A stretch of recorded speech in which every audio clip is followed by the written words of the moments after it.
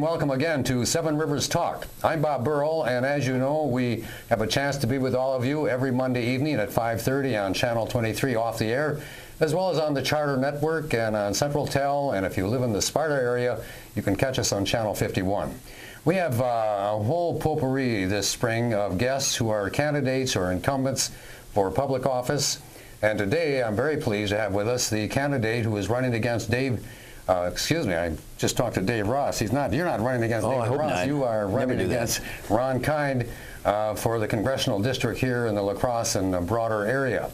And I'm so happy to have you as a guest, Dan. Nice to see you here again. Thanks, Bob. Good to be here.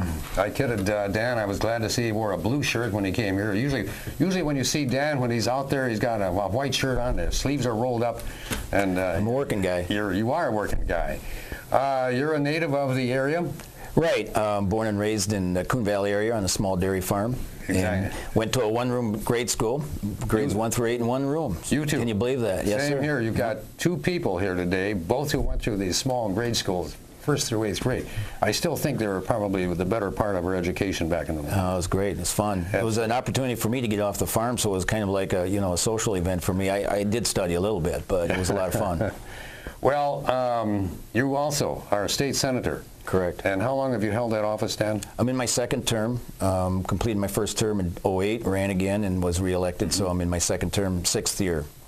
Now, you are running against Ron Kind, who is a several-term incumbent for the U.S. congressman from this district. Correct. And I think what I'd like to have you do is just tell us briefly the motivation for doing that, as well as the several priority issues you have that you're going to base your platform on. So when did you start thinking about running for congressman? Well, I really didn't think about it at all until I was reelected to the state Senate seat in November of 2008. After that, in January, of course, we had a new administration in Washington, and we all know what's happened since January and the inauguration of President Obama. And so it started in about February of 2009, so a little over a year ago. Oh, Dan, how would you describe your political and your cultural and faith background in terms of how you run in your office? Well, that's a great question, Bob, and I appreciate it very much. I go back to what the Bible says about being a leader, and Jesus said if you want to be a leader, you have to serve. And I think we've lost track of that a little bit out here as elected officials. So we are public servants. We serve the people. And the people hire us to do their work in Madison or Washington or wherever the case may be. Maybe it's City Hall here in La Crosse. But we are public servants, and we are hired by the people. We should be accountable to the people. And that's how I run my district here in the state Senate as well. I'm out with the people all the time. It's out in Lafarge and Prairie du Chien and Gays Mills. That's where I hear from people. That's why I hear what's going on in their respective communities and what their concerns are.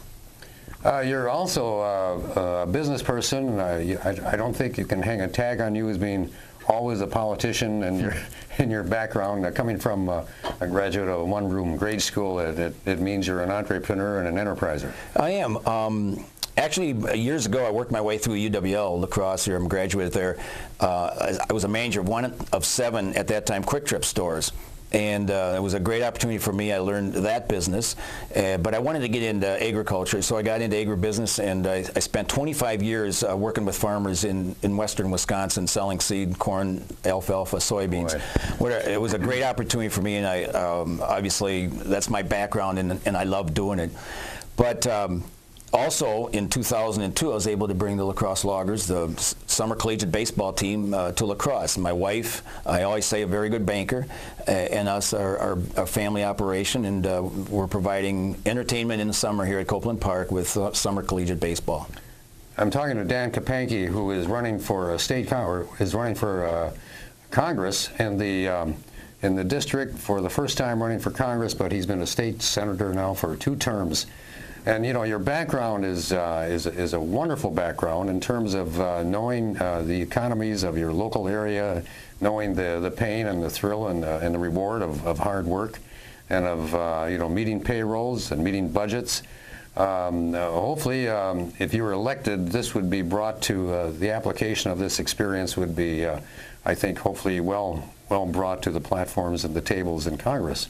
Well, I hope so. You know, as the saying goes, I've signed both sides of the check, you know, the front and the back. And running a business, you know, you have a different perspective on how government should be run if you have a business background and are familiar with business. And in my campaigning thus far in the 3rd District, I have been in so many businesses, talking to business owners and listening to what their concerns are. And really, the number one concern they have is the uncertainty of what Madison's going to do and what Washington's going to do. And it really, right now, it's stifling economic growth, I believe, in this state and in this country. Which leads me to ask you about your priority in terms of the issues and the concerns that you have as you are running for Congress. Number one, as I hear out here, number one concern that people have is jobs. Whether they're laid off or whether they have a job, they want to know, are they going to have a job in 6 months? Are they going to have a job in a year? That's what people are really concerned about out here, jobs, the security of having a job. And you know what government is doing as far as increasing taxation, increasingly taking money from the private sector to the public sector. And all that does is stifle job growth here in the state and in America. And your next issue? Well, of course, what we're hearing out here, and really it's all over the news, and it's been all over the news for over a year, is the health care reform, they're calling it, that's taking place in Washington right now. And it sounds like this week, actually, something could be done. They could be taking a vote. And I know there's a lot of arm twisting that's going on there. And this is, again, a major concern of the people out here, not only the cost of this thing, which we cannot afford, but also the backroom deals. We've heard about the Nebraska deal, the Louisiana purchase, and other deals. It just smells. The people are very upset about this. And then to top it all off, Congress wants to pass a health care reform bill that applies to everybody else out here, but not to them. I mean, it's just, people have had enough. And they want representatives that are out there with them, listening to them, and accountable to the people. I'm talking to Dan Kapanke. We're going to take a break now, and we'll come back and I think expand just a little more, Dan, on the health bill, since it's a very timely, as you said, timely issue at this moment. And then we'll go on to some other issues that you have, or other challenges, other improvements you'd like to see in your run, and if you are elected. I'm Bob Burrell. We'll be back in a moment.